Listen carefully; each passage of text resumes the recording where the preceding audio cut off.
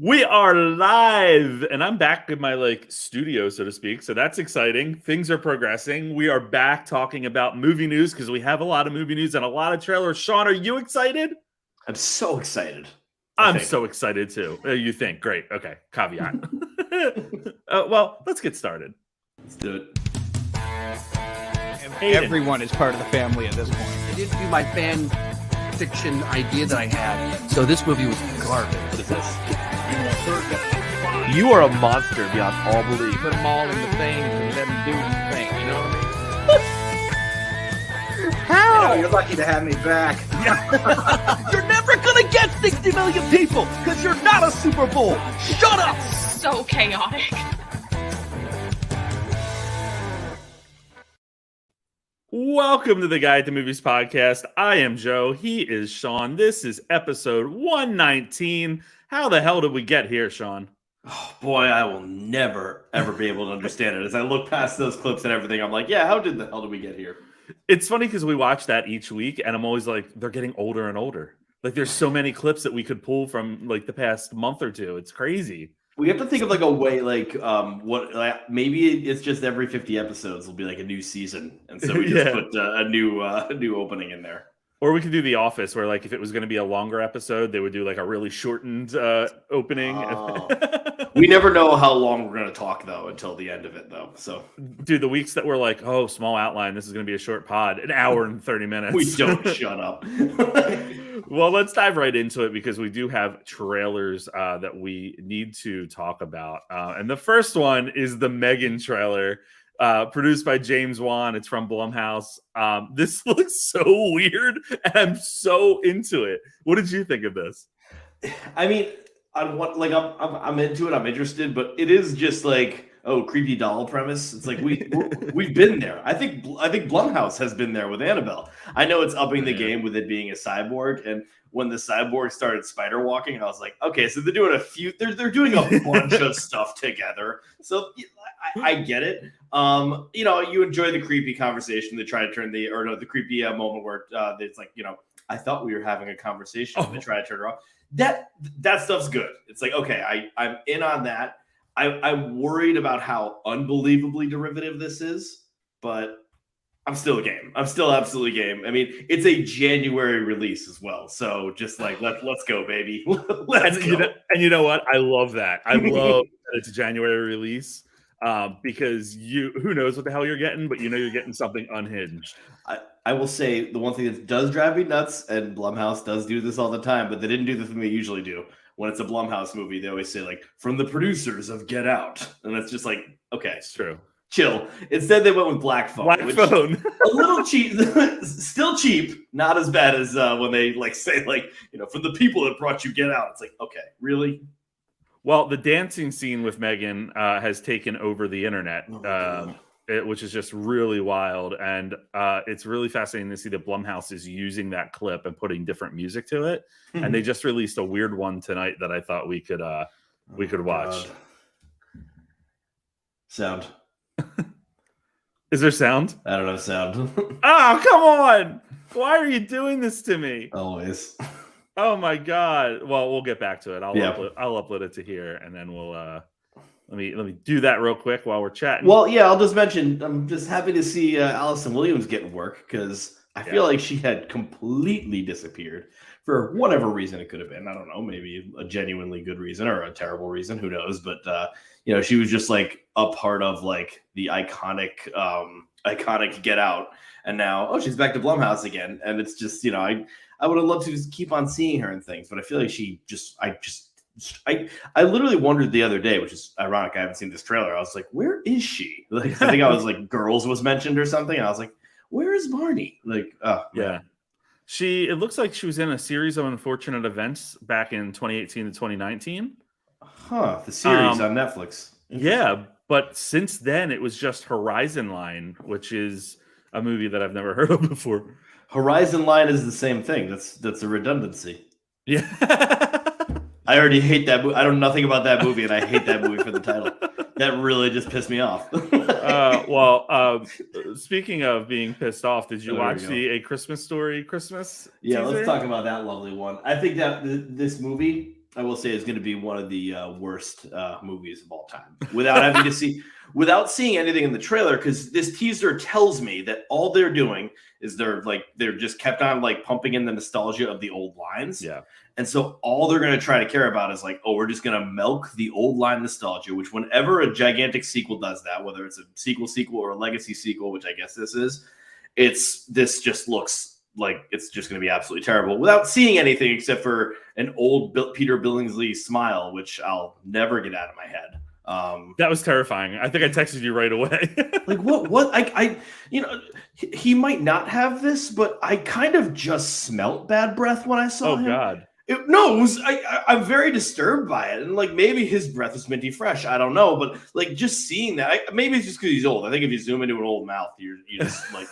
I'm getting weird things from this, but I will say they are relying solely on nostalgia, which of course in a trailer to a classic film, you bring in the nostalgia, you have some fun with it. But when you are just like coasting on only that, this is going to be a really tough one. I mean, if we all want to take a look at the sequel to A Christmas Story, it's not really a sequel, but what was that one called? Like A Christmas Nintendo with Steve Zahn?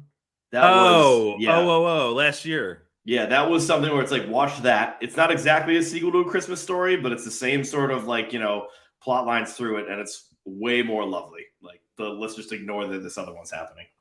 Yeah, that's really crazy. I mean, it doesn't tell you anything about the story, which they're hiding shit. And what is the title that's not clever? A Christmas Story. Christmas. Oh my God in heaven. I'd rather watch the original 14 times in a row on TNT. Oh, good news. Christmas Eve is coming quick. Who's going to tell him? Let's switch gears to Enola Holmes 2. This is the sequel to what actually ended up being pretty much a hit for Netflix with starring Millie Bobby Brown and Henry Cavill. Oh my gosh, completely slipping my Helena Bonham Carter. I really like this trailer. I think it's smart what they're doing. They're bringing them together, Henry Cavill and Millie Bobby Brown. Yeah, I feel like I'm going crazy because I thought there was another trailer that like showed them together a lot more than this one, but there was a teaser, I think. Yeah, maybe that's what I was looking at. This one kind of plays up the humor and everything. What I like is just exactly what you said, because that was one of my like critiques with it. I mean, I loved the Enola Holmes character, and I thought Millie Bobby Brown was insanely charming, extremely well made. Like she just really like knew how to like really hold the screen together, like because she's literally talking to the screen. But my criticism was that I wanted more Henry Cavill as Sherlock, because I mean, granted, it's not his story, but still, I really liked him in it. And the fact that they're going to be working together, like they knew, like, oh yeah, a lot of people I think liked Henry Cavill as Sherlock. Yeah.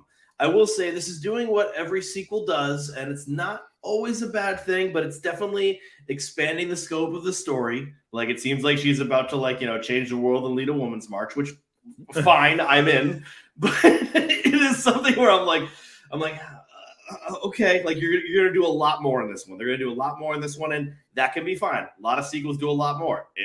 Aliens. There we go, and it works great. So I'm on board for Enola's, but I really want I hope they don't bite off more than they can chew. Yeah, I'm still gonna see this one because the first one was like just this really lovely little romp. I remember I was grinning like a goofball the whole time. I was like, what a lovely film. It was just fun, and like that's whoever cut the trailer together, I think, was able to kind of tap into that feeling again.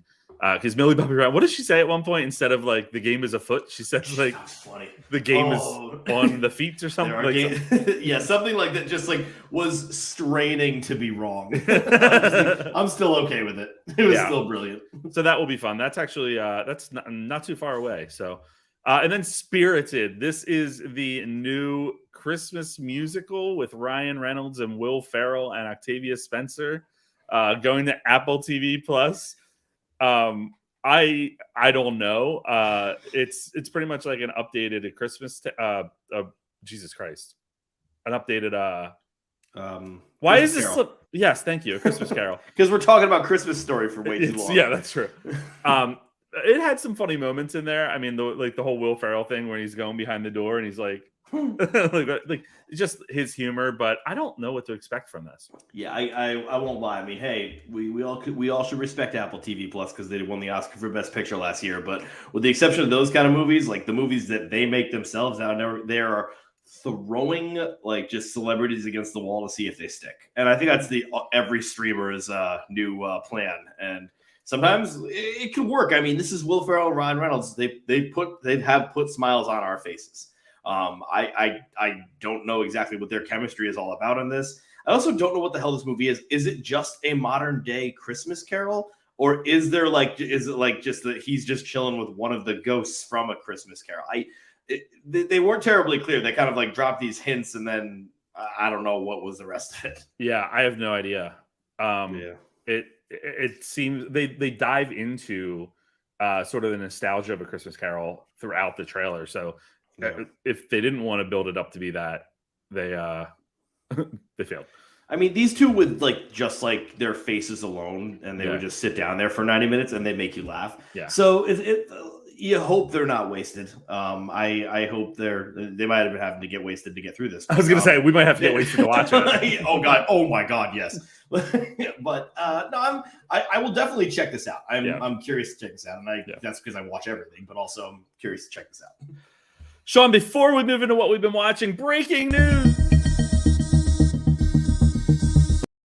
This is from the Hollywood Reporter, which usually doesn't happen with this type of news.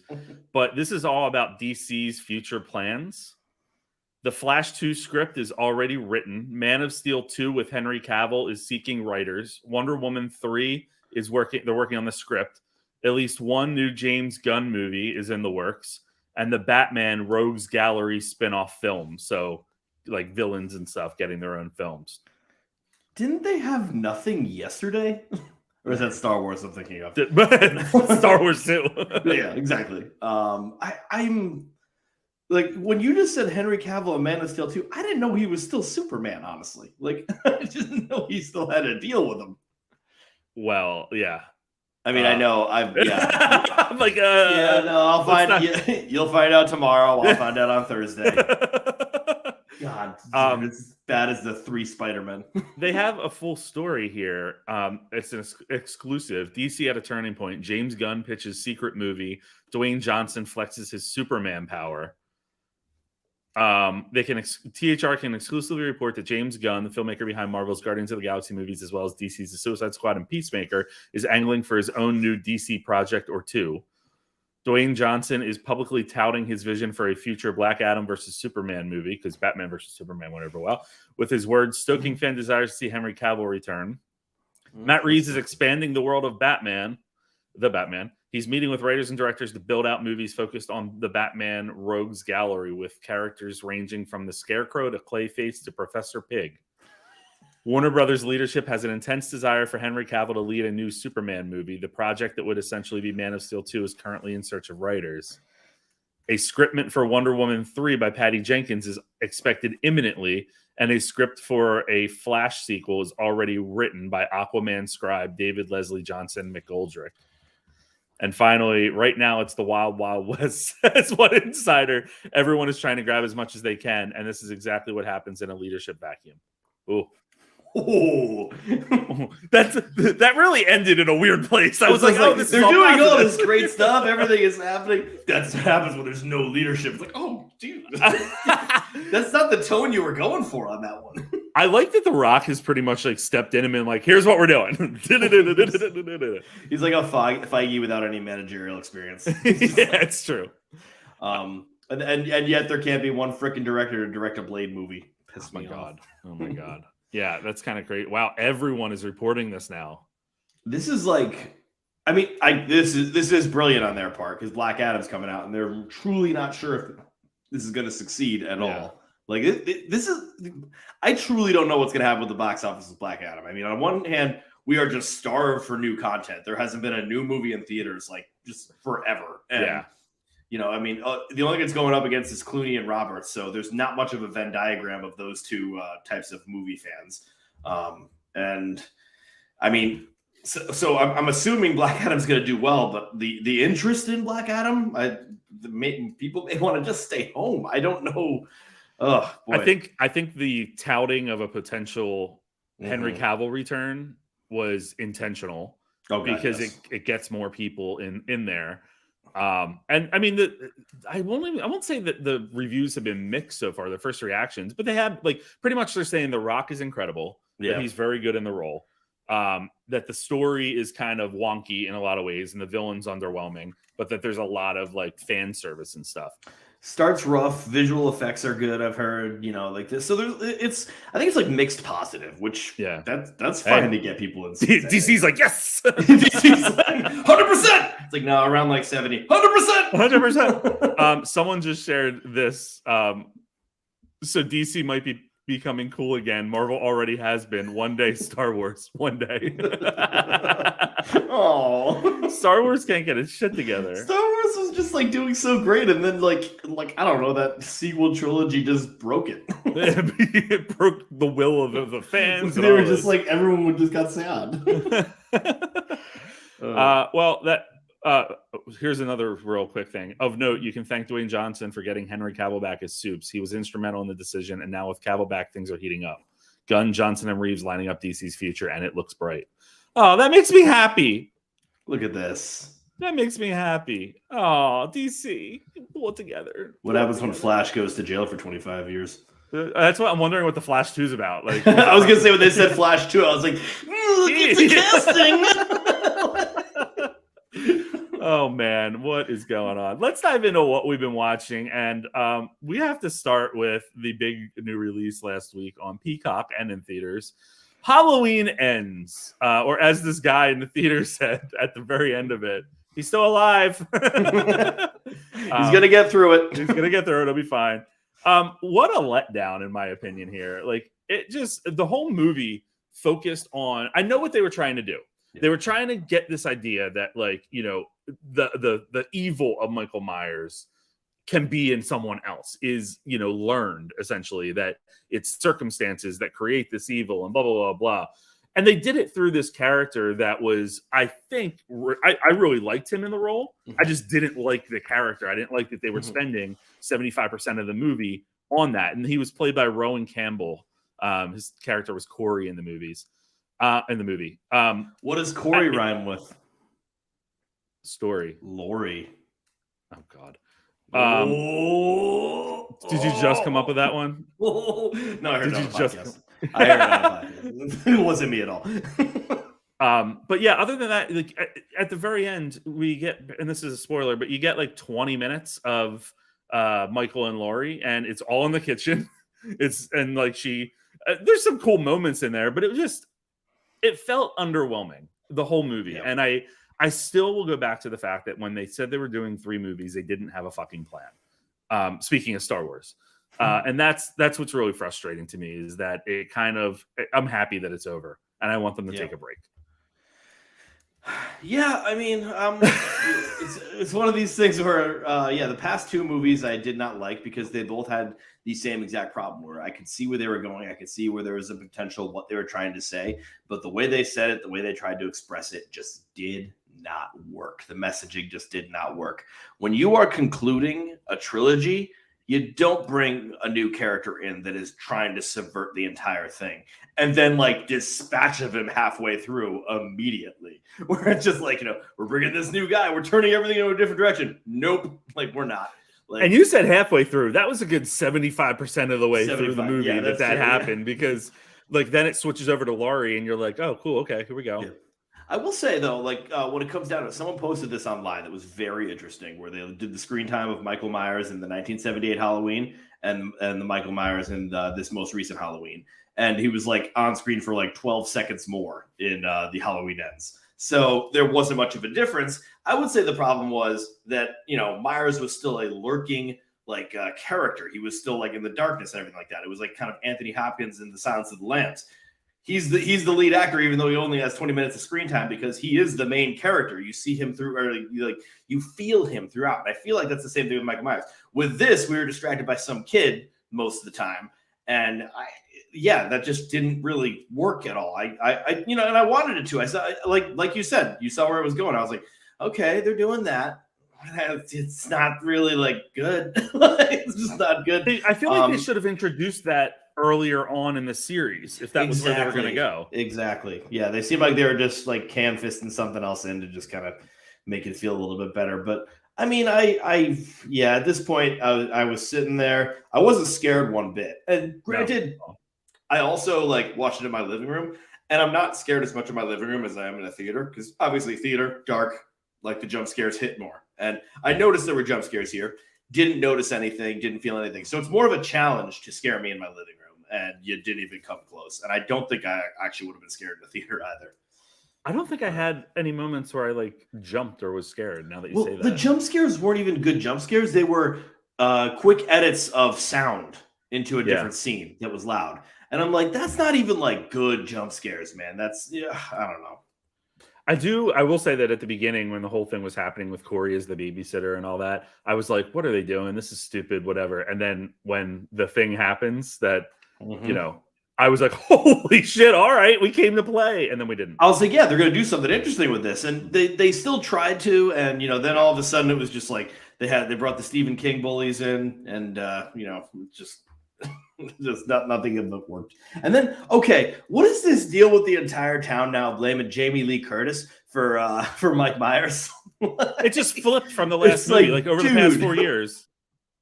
It's insane. It's insane. It feels like when the Avengers were blamed for what happened in New York. And I'm like, you know what? Cool. They should have just sat back then. You'd all be slaves to aliens. Oh, whoa, the building's gone down. Stuff like no, they were protecting you, jerks. Did you see some of the Easter eggs that were in this movie though, like in callbacks to other stuff? I know that like the credits were the same as the third Halloween season of The Witch. I saw that one online. I didn't see much else though, I don't think.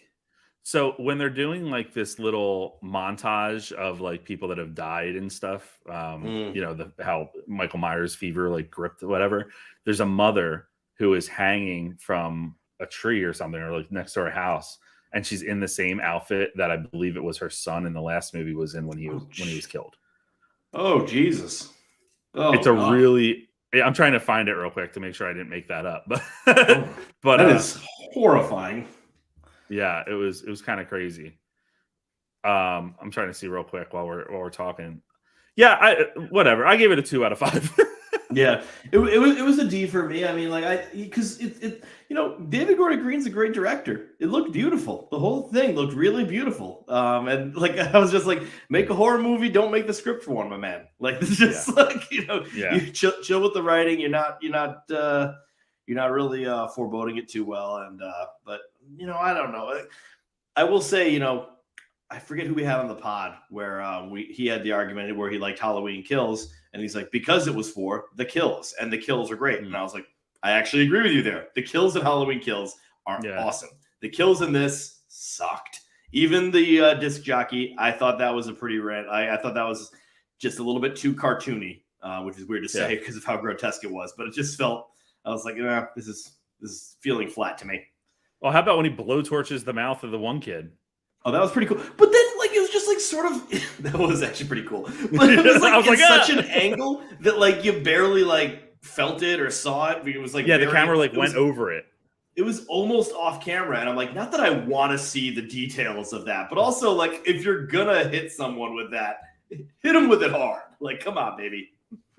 And what happened with the Kyle Richards erasure in here? She's one of the last surviving. She's bartending parties and shit. I don't get it. This movie was so She's weird. there to keep the conflict between murder victims and murderers and just keeping the peace at the bar. I said this in my first reaction, but when people are laughing a lot during a horror movie, you know you've done something wrong. And that's what happened in the theater with this. See, I wish at the very least I was laughing. I don't think I even laughed that much, except when I saw Will Patton, because I thought he was wearing the Michael Myers mask. And oh no, that's just his Botox. I love you, Will Patton, but what'd you do? What did you do? Let's switch gears. We got the finale to She-Hulk last week. This was quite the interesting finale, breaking the fourth wall. And there's a few scenes. First of all, Tatiana Maslany is phenomenal in this too. Like just the whole scene. Great casting, so well. Oh God. the whole scene with Kevin where she's like, talking about the daddy issues. She's like, Iron Man, daddy issues. Thor, daddy issues. Loki, same daddy, same issues. But then she goes, and when are we getting the X-Men? And thumbs up to the camera. God, it's like, I think, I don't know how to say this like as delicately as I can. People need to relax. The show was stupid. It was supposed to be stupid. It was supposed to be silly. It was supposed to be that. And that's what made it fun. That's where the magic was. And I think people were like, I don't know, just like, but Daredevil's in it. It should be dark. I'm like, no, we're watching a comedy. We're watching a straight up Deadpool-like comedy that is just like doing the goofiest, dumbest meta stuff that even I agree, like stepped over the line, especially now that, I feel really bad for the Disney Plus people because they now can never change their menu. That's it, man. But I had so much fun, even though and it is true, like it's dumb, it's very dumb, but like when you really do just accept that level of it and then just like enjoy it and laugh, God, it's great. I'm looking up all these two quotes that I love from it. I will answer your questions, but you must first transform back to Jennifer. Why? You are very expensive, but wait until the camera is off you. The visual effects team has moved on to another project. I won't lie. Them making those jokes with the visual effects team after like the bullshit that was going on with that, it's like they were playing with some fire there. The other one, and this is the quote of the episode for me. That's what Hulks do. We smash things. Bruce smashes buildings. I smash fourth walls and bad endings. And sometimes Matt Murdock. Was this the horniest Marvel series / movie? Yeah, and I love it. I think keep so. it up. Yeah, I think this is like right on. Like finally, like it's just and we didn't talk about the episode before where Daredevil's doing the walk of shame. Oh my god, that episode was the best episode of the series for me, and not just because Daredevil was in it, he was fantastic, but the banter and the writing like for them back and forth, and just the development was just phenomenal. It was so damn funny. The show, and I remember you weren't digging the show in the beginning, and I totally understood. It's definitely a show that like took a while to get its sea legs.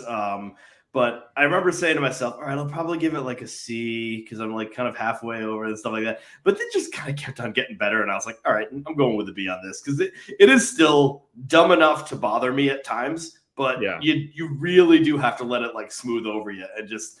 I mean, like, just start. I mean, Madison is like a character in the Marvel memes now, and it's just Madison with a Y, but not where you think. And it is where we think.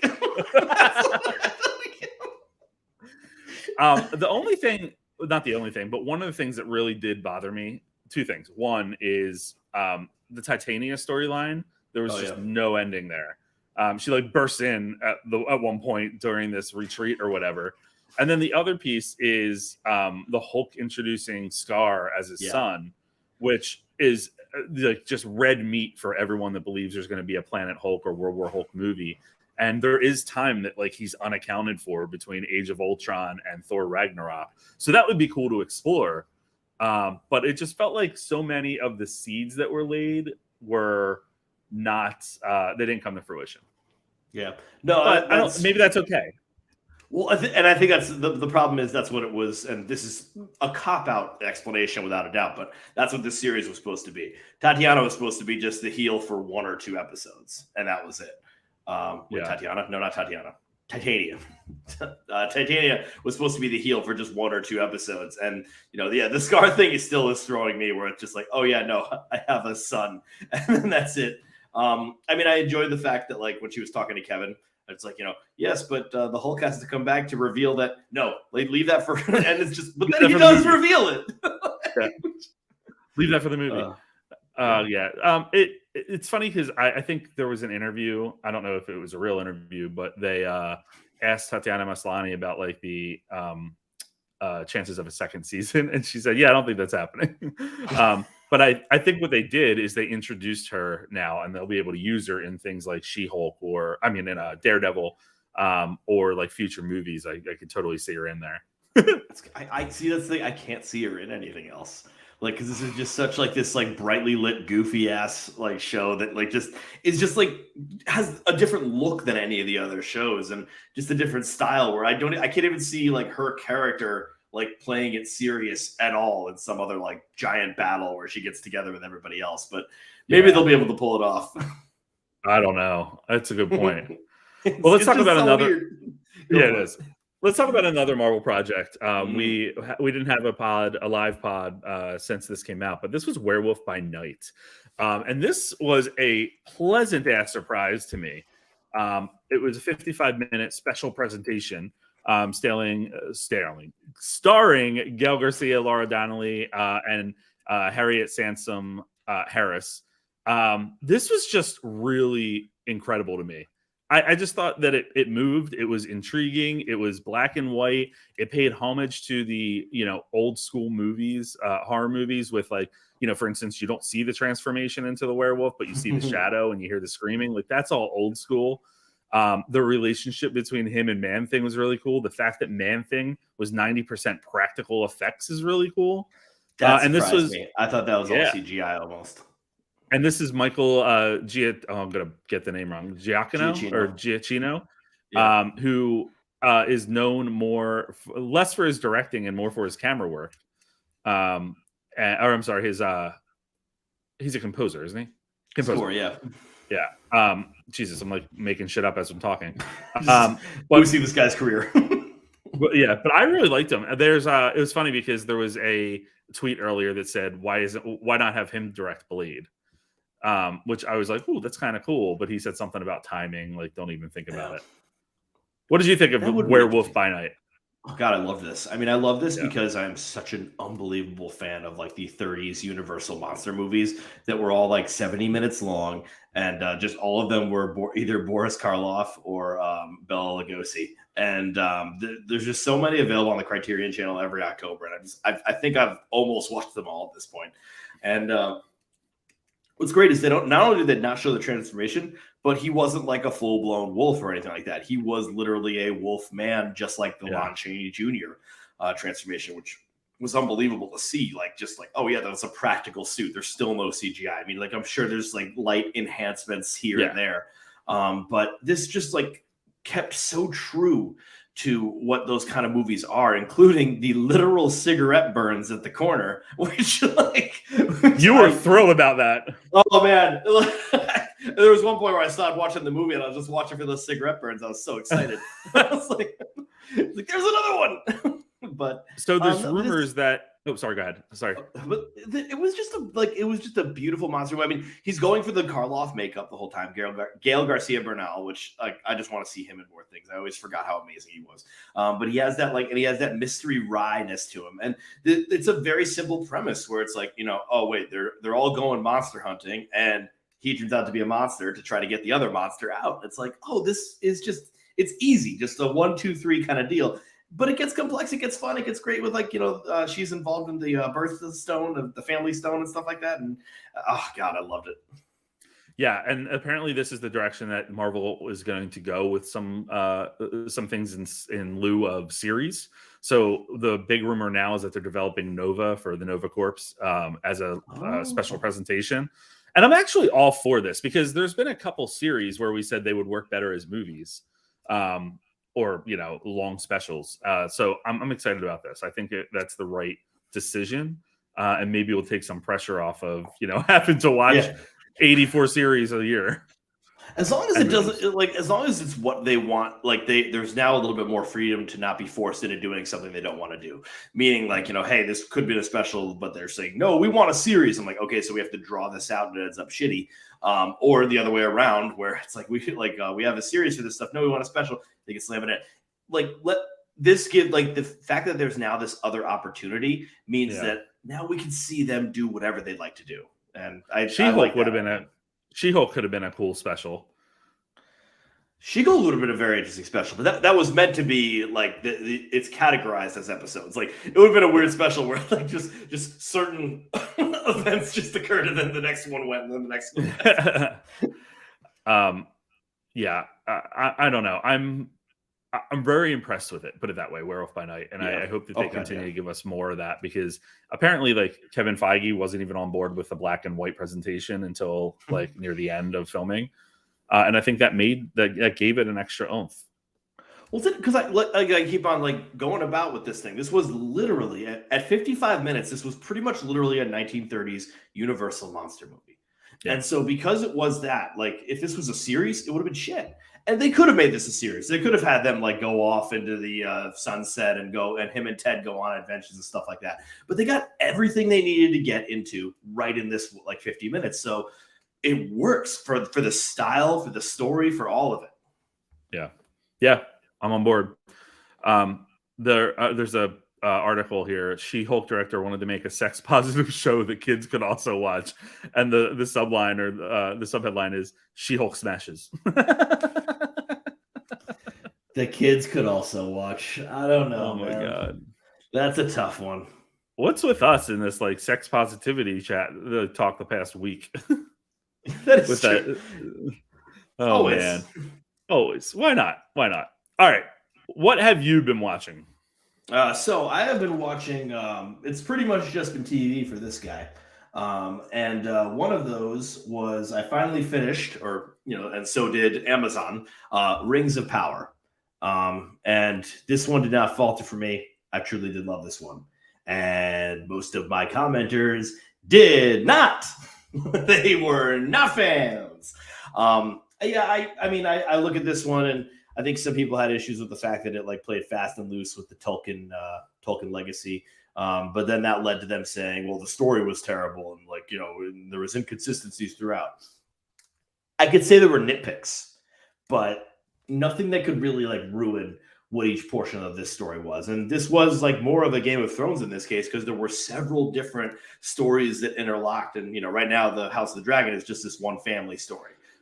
I'm cool with that, by the way. But like the many different stuff, and you see the prequel, Mount Doom just erupted, Mordor has happened, and finally like that, Sauron shows up, and it's like it's doing the prequel hits without it being like inundated with prequel stuff, like Phantom Menace being like R2D2, like they instead have something where it's like there's its own story, it's its own thing, and the rings are starting to get created.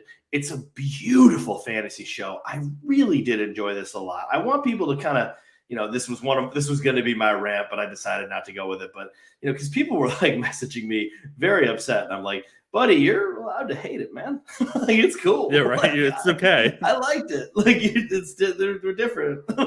But he was just like, I'm glad you're not an English teacher. I'm like, oh, I'm glad I'm not either. Show video all day.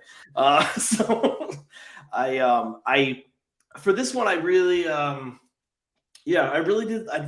love it. I thought it emotionally impacted me. I connected to the characters.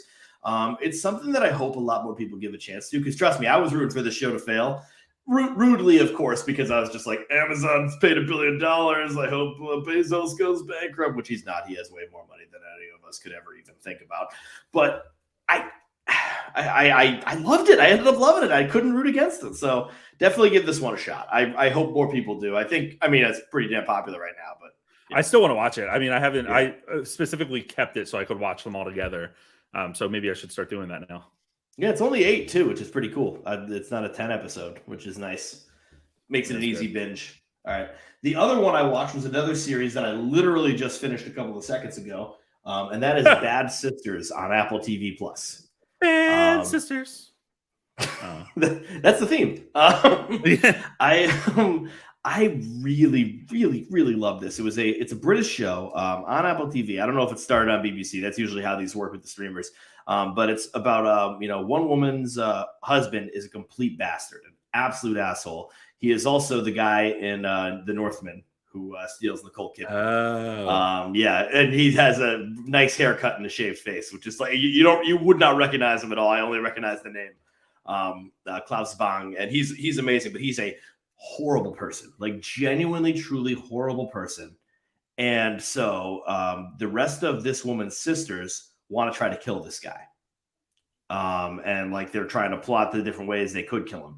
It's a dark comedy where it's both hysterical and there's the weight of all of the seriousness and the drama that's taking place within this. And so you're not just getting a goofy, loopy comedy, but but there are some hysterical moments, but you are like getting these emotional fires in like throughout. I was sort of blown away. This came out weekly, and it was one of I the have never heard of like, this. This is the problem. It's like, yeah, no one really heard of this one, and but anytime someone said something about it, they said this is like one of my favorite shows. Like, and it is that good. It's like really great. And it goes back and forth in time because this isn't really a spoiler. The first scene is them getting ready for the funeral for Claes Bang. So it happens. So it's not necessarily a whodunit, but how they did it. And like they keep on going back, and that structure is just so perfect. And it just turns into something like, where every episode has its own theme, its own actions, and it just turns into hilarity. This one, it was such a hidden gem too. Cause every time I talk to someone about this, and it's very few people cause no one watches the show. We all just love it. Sean, with you, I can tell like when you really love something, and that's clear that you really liked it. It's kind of how you were when you were telling me about Reboot. Oh yeah, it was the same as Reboot. Yes. Oh man. All right, before we dive into the news, Universal Pictures is co-financing a new film with Warner Brothers, a sequel to the 1996 hit film. What is it? 96 hit film, Independence Cal. Day. Other Cal. I think that's the same one. Twister? It's going to be called... Guess what it's called? Well, please say it's Twisters. It's Twisters. Yes! Frank Marshall is producing, and what Deadline is reporting is that Steven Spielberg himself, quote, flipped for the script by the Revenant scribe Mark L. Smith, and his enthusiasm provided the impetus for the fast-tracked film. Top Gun Maverick helmer Joseph Kosinski was going to direct, but he fell off the film when he committed to the Formula One racing movie with Brad Pitt. Among those in consideration for directing, the Oscar-winning Free Solo team of Jimmy Chin and Elizabeth Chai, Sylvester Helly, Dan Trachtenberg from Prey, and I like that. I'm on board with that. That would be great. And Travis Knight, who I'm not too familiar with. Yeah, the name, damn. The hope is to bring Helen Hunt back with a drama that focuses on the daughter she had with a character played by the late Bill Paxton. Oh, I forgot Bill Paxton died, actually. Oh, my goodness. She has caught the storm-chasing bug her parents had. I'm kind of into this. Dude. Hunt will come back for like a slight cameo, I bet. I bet they have an Iceman cameo for her. Iceman. 90s. Oh my god. See, this is such a bummer because okay, so who could they bring back? I mean, it's gonna be a whole new storm chasing team, but it's like Alan Ruck, Martin Mull. You can't bring back. It's gonna be like PSH. It's gonna be like this major storm is coming, and they're gonna be like, we have to get the band back together. And Helen Hunt's gonna be like, I know some people. Carrie Elwes survived the crash, and he's coming back with that team. Yes. Oh my god. Oh my god. I'm so this is. And you made me so happy and then so sad when you talked about Joe Kosinski. I almost erupted in complete elation, and it's like nope. When I was just reading it a little bit, I was like, oh, so sad, so sad. Oh my god. Let's dive into the news that we have. The first is a double dose of Marvel news here, potentially a triple dose if I can remember the outline appropriately. No, it's a double dose. The first one is confirmed now that Harrison Ford is going to step into the role made famous, or at least played by William Hurt in a few Marvel movies, The Incredible Hulk, and he was in Black Widow as well, which I completely forgot about. But he is going to play General Thaddeus Thunderbolt Ross, beginning with the Captain America New World Order movie. So that's exciting casting, I think. I'm happy to see him in that role. It's unbelievable casting. I still can't believe it. It's great casting. I mean, he looks great in a stash, I bet. I don't know. But, he better wear a stash. He better have a stash. I'm just so baffled by it where, it just seems like Harrison Ford has been doing this sort of world tour of like either killing off or retiring all of his famous characters from the 80s, in the sense that he's like, I don't want to do any more movies ever again. And now it's like, nope, I'm going to be in Marvel where they'll own my soul for the next 20 movies. Forever. Especially when you're one of the guys that, like, you know, granted, it's probably a sweet gig where you like walk into a hallway and say, you, and you do this crime. And then, that's all that's pretty much it. So it's not like he's going to be a huge mainstay, but he will have to be in like 20 movies, including the Thunderbolts. Yeah, that's true. That's true. And he's kind of up there. Well, I guess that's what they do now. They're just, the William Hurt was pretty old too. And like, they're just like, let's get someone very, very old. Not great job security, but you know what? I'm happy to see this. I'm very happy to see this. It should have been Meryl Streep. All right. The other news goes back to the persistent rumors that have been arriving with every show that Marvel puts out.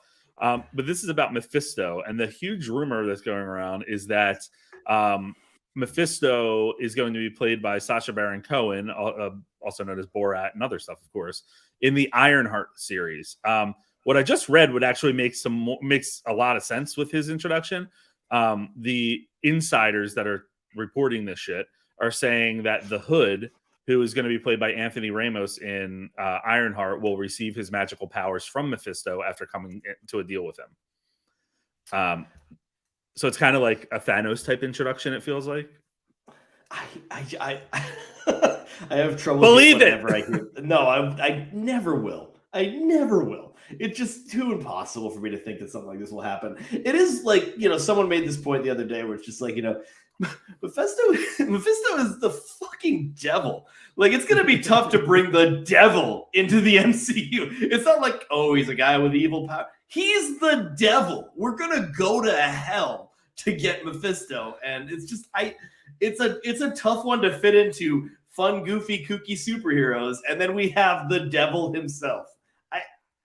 I don't know. I mean, hey, it's a good casting if it's real. It's a listen. We have werewolves. We have Yes. vampires. We have all kinds of shit going on. We have werewolves in an old theater. We don't even know where the werewolves are coming from. Let's move on to the next piece of information that is out there, and this is that a Naked Gun reboot movie is going to Paramount with Liam Neeson in talks to star and The Lonely Island's Akiva Schaffer directing. This is kind of fascinating to me. The script is being written by Dan Greger and Doug Mann, who wrote the script for the Emmy-winning Chip 'n Dale's Rescue Rangers movie. There it is.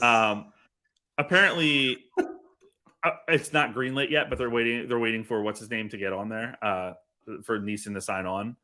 But yeah, the Leslie Nielsen played this role forever. Very popular film. I don't know. I mean, obviously, like my stance as well as the proper stance is 95% of all remakes suck and they're bad. And they're not needed. Like that's mathematics. However, this is a brilliant casting to have Liam Neeson in here. Mainly because because Leslie Nielsen was a completely dramatic actor. And he was put in Airplane and they just said, hey, you're playing your part dramatic. Don't actually do any sort of comedy whatsoever. You play your part dramatic. And then he did that. And all of a sudden he's like, well, that's hilarious. So Liam Neeson doing that same thing of playing his part entirely dramatic could actually work. And there is a clip of Liam Neeson in some sort of Ricky Gervais show where, he's doing some completely flat improv comedy. And it is the funniest stuff you'll ever imagine. And it's because he's Liam Neeson. It's because he's such a stoic figure and he's just doing this dumb shit. And it works really well. So I could really see this working in a Naked Gun thing. Once again, though, proper stance, 95% of remakes are terrible. I like that casting, though. I feel that casting could actually go kind of far. It's such a different role for him compared to like the cookie cutter movies that he's been in the past 5 years. but I'm interested in it. I just saw a tweet that was really funny that I wanted to share with you, and I can't find it now, and I'm pissed off because I was like giggling in my head about it while we were talking about this. So I'm going to continue to look for that while we talk about the next story we have. And that next story is Jonah Hill, who is dealing with a lot of anxiety right now, so I totally get it. Is in talks to play John Daly, quoted as the bad boy of golf in a new biopic. He's a controversial figure in the sports world who will be the focus of this movie and cover the excesses, scandals, and athletic achievements of Daly throughout his career. This is the movie's going to be directed by Anthony Maris, who did Hotel Mumbai.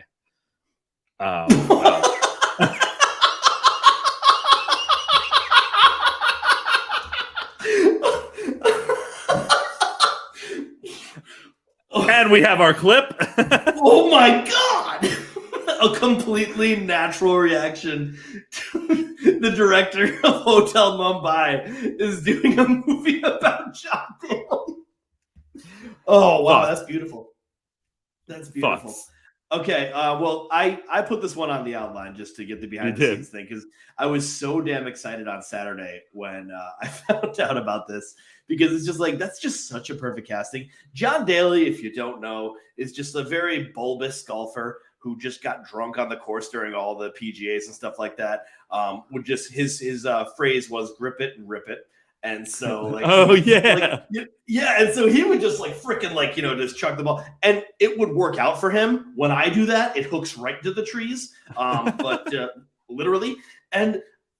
I think that like someone like him, it's just such a fun story. I mean, we're getting the movie about Dennis Rodman going to Vegas for 72 hours during the Bulls finals, and so it's like this will be like that kind of thing where it's going to be crazy. This guy like his favorite restaurant is Hooters, and he like just pretty much still goes. Oh to Hooters. Yeah. Nobody goes to Hooters, and this guy still goes. And so, like, I want Jonah Hill's method acting to be like he has to like go to Hooters, like like every so often to just get ready. But he's just gonna have like this sick mullet. I mean, this could just be too much of a joke and be too much in on the joke where it doesn't work. But at the very least, the casting is awesome, so I'll have some fun. I just cannot believe this is the director of Hotel Mumbai. Has he done anything else since? If that's the one that they're referencing, and it's 4 years ago. They're like, what's one that's very similar to John Hotel Mumbai? We'll list that one on the article. Couldn't miss. That was his last movie. Oh no! That was a really long time ago. And it was his first movie. What's happening? I gotta find out about this guy more because this is he's made too much. I'm going to add to your laughing here. I found this tweet. Ryan Murphy Productions are always written like how I would make my Barbies talk to each other. And that's from @JaneDashley on Twitter. What is happening? Oh my God. Not even kidding. I just threw up a little. Not even kidding. I just threw up a little. I'm not even kidding. Jesus. I'm not even kidding. I just threw up a little. Right into my head.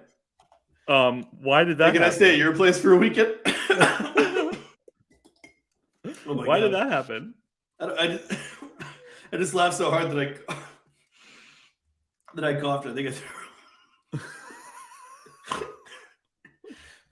How it started, how it's going. Oh Jesus! This is too long. Oh for the my clip. God. We'll make it work.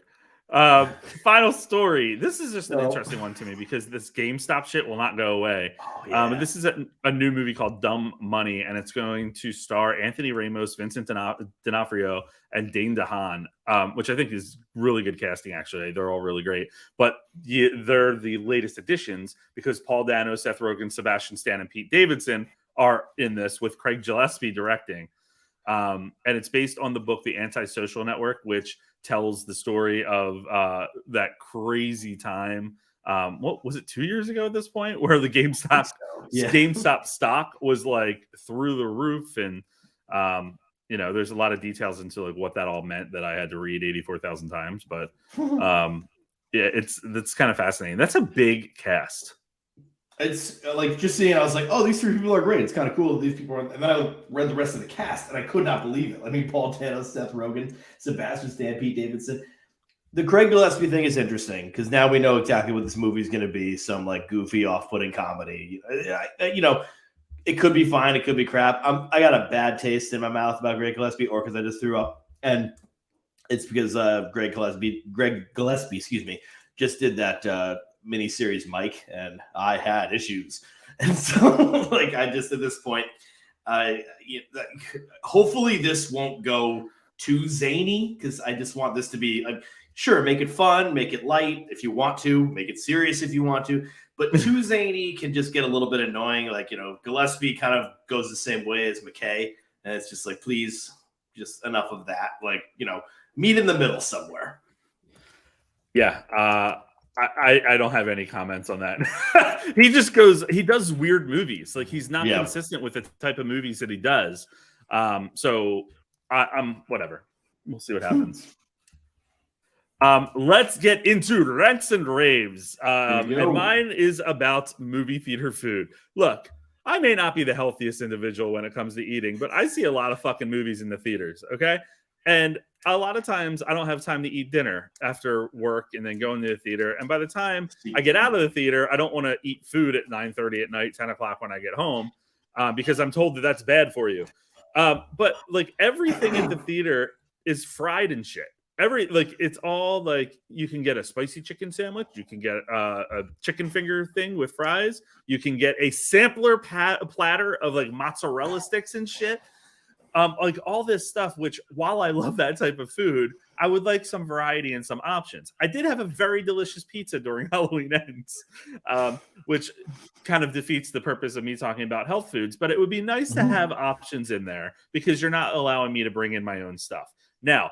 Did I bring in stir fry to a movie a couple weeks ago? You're damn right I did. I had that shit in my shirt. I had the chopsticks ready to go. It was delicious. And people were looking at me like, where'd you get that? So that was really fascinating. But at the very end of the day, if you're going to have this food, please also make sure you fucking have it. Because when I finally decide what $15 movie food menu item I'm going to get, I get up there and I say, I'll have the spicy chicken sandwich. And you all say, oh, sorry, we don't have that right now. Or the fryer's broken. Or blah, blah, blah. And then I say, okay, give me one of those gelatinous hot dogs. And what do you do instead? What do you tell me? They're not ready yet. So what the fuck are we doing here? I need food. Give me food. And also, I would like food that doesn't put me asleep. That fried food puts me to sleep ultimately. And if you want me to enjoy the movie, you're going to have to give me some options. Now, AMC theaters in their dine-in, they do have a really delicious Cobb salad that is like 4,000 calories. But I feel better because it's a salad, right? So I took that step, made that move. But I would just like movie theater food to be a little bit more representative of the people that want to come into the theater, because I think people would like those healthier options. I don't know. The people that are representative, the people that want to come into the theater, probably want the gelatinous hot dogs and chicken fingers. As a gentleman who sees, no, it's tough. I remember I got chicken fingers before Don't Worry, Darling, and they were just like, "Oh yeah, no problem," and they put them on there, stuff like that. It took like 15 minutes for them to come out. Like, it was ridiculous. Yeah, it takes forever. I don't know. Sean, hit it. All right, so this was going to be something I put on my what I watched, but instead I'm putting this on my rave because I've seen already the F.W. Murnau 1920 Nosferatu, and I just watched the 1978 Werner Herzog Nosferatu. Amazing adaptation, amazing remake, so very well. And so my rave and possibly my rant is just going to be, Eggers is going to eat so much. Eggers is going to have so much fun with this, to the point where my expectations are going to absolutely not be able to be met. And I will destroy this movie. Like, I'm so scared of, like, because it's just like, at this point, it's like I'm watching this movie because the original is like fun. It's a classic. It's amazing. It's like sinister and stuff like that. But this one is like the first time where like you see like the period piece parts of it. And I'm like, oh man. Eggers is just going to have so much fun. He's going to have so much fun with this. I cannot wait. Oh my God. I'm excited for Eggers to get in there, especially, we talked about this before, but if he is that excited about like that project and seeing what he does with the other stuff that he's done, Twitter's really fun tonight, so you need to figure out your password yeah. so that you can get back on it, because this is what someone just tweeted. You're gonna make me throw up again.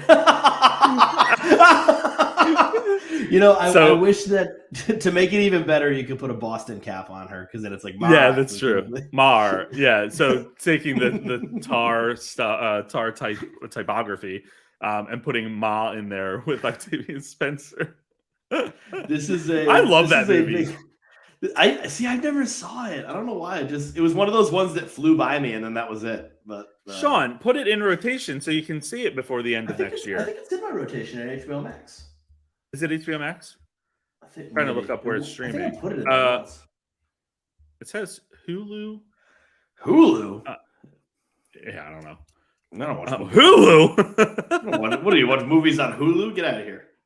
It's a Universal movie, so it's probably on Peacock. Oh, that would make sense. We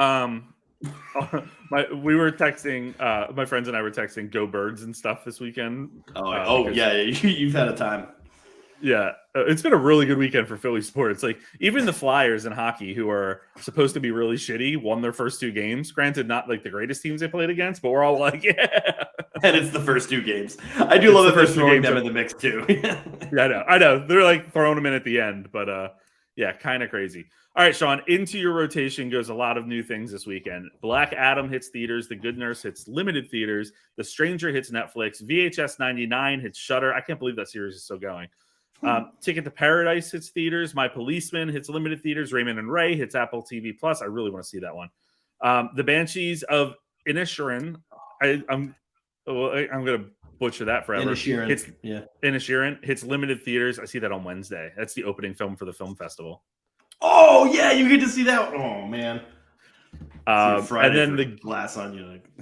The School for Good and Evil hits Netflix. We should share with people. Sean's coming down to the Philadelphia area. We're hitting the Philadelphia Film Festival this weekend. When you're in town, what do we have on tap so far? We have 2. There's 2 on Friday. We have Glass Onion, and then some scary movie that you want me to see. Oh yeah, Sick. Sick is from Kevin Williamson. Who did Scream? You told movies. me, I can't remember. Oh yeah, Scream. And the show The Following. Oh, remember cool. With Kevin Bacon? He wrote that too. So we have Glass Onion and then Sick. And then the next day is Decision to Leave, which I don't know much about, but is getting a lot of praise. Yeah, that's a good one. And I forget who is in that. Well, the director is Park Chan-wook, who did The Handmaid, and he's big. Yeah, I'm excited for that. We got The Whale that night. Yeah, baby. Which I'm excited. And then depending on what time you leave the next day, there's Blood Relatives at 12:15, White Noise at 2:30. That's the one that I feel like you're gonna like struggle with. Do I stay or do I not? God, that's gonna be really tough. And then I'm seeing Women Talking and Close. I have Decision to Leave twice in my calendar because they have multiple times for certain ones. But yeah, I'm pumped. The film festival is so exciting, so much fun, and I'm glad that you're coming down for it. We're gonna have a good time. It's great. This is truly my first film festival. I did. I think I did a thing at one film festival, but this is one where they're like showing like wide release movies. So I'm very, very excited for that. Yeah, it should be a good time. They have a really good lineup this year, and they do a good job with it. It is. I mean, anyone that's been to these knows that they're like marathons. I always build like big schedules, and then I have like my lower tier. Like if I need to miss one, what can I miss? Makes sense. Oh man, Sean, anything exciting on your end? Nothing exciting on my end for the rest of the week. Oh yeah, we have a full week now going on. Yeah, I think that's it. I should have thought of something catchy and fun to say, but someone in the comments just said when you two meet up, it's iconic. Last time we met up, I got married. Yeah, that's true. Last time you got married, quite iconic. The time before that, we watched Pig Hungover. That was a mistake. While eating bacon, egg, and cheeses. It's like, oh no. After singing what the hell? I almost said West Side Story. In the Heights on the way to and from the bar, and at all other times too. Yes. So it should be fun. But Other than that, everyone have a fantastic week. Keep an eye on this DC news because there's a lot of talk that there's more news dropping soon. Apparently, every movie ever is going to get released. Except Batgirl. Anyway. Yeah. Anyway, we'll end there. Bye. The Guy at the Movies podcast is a joint venture between Math Teacher Movies and Guy at the Movies. You can catch new episodes weekly right here wherever you're listening to this one. Subscribe so you never miss a beat.